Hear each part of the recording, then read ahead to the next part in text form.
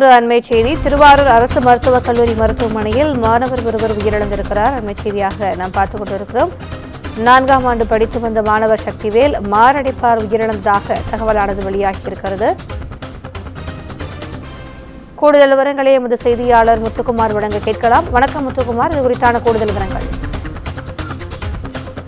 வணக்கம் ஐயா.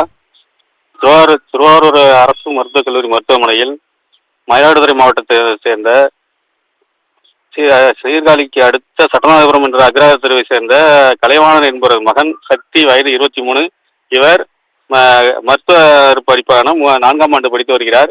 இந்நிலையில் நேற்று வழக்கம்போல் நண்பர்களுடன் பேசிவிட்டு உறங்க சென்றவர் காலை மனுப்பர்கள் சென்று வழக்கம்போல் கல்லூரிக்கு அழைத்து செல்ல சென்ற போது கதவை திறக்காமல் இருந்துள்ளார். உடனே கதவை திறந்து உள்ளே சென்று பார்த்தபோது அவர் படுக்கையில் இறந்த நிலையில் இருந்துள்ளார். உடனடியாக அருகிலுள்ள மருத்துவமனைக்கு அழைத்து சென்ற போது அவர் ஏற்கனவே உயிரிழந்துவிட்டதாக மருத்துவர்கள் தெரிவித்ததை அடுத்து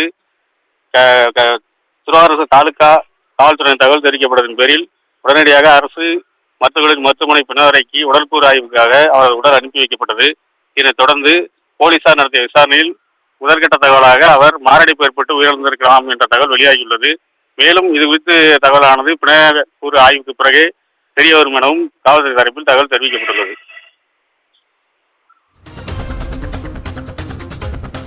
கூடுதல் விவரங்களுக்கு நன்றி முத்துக்குமார்.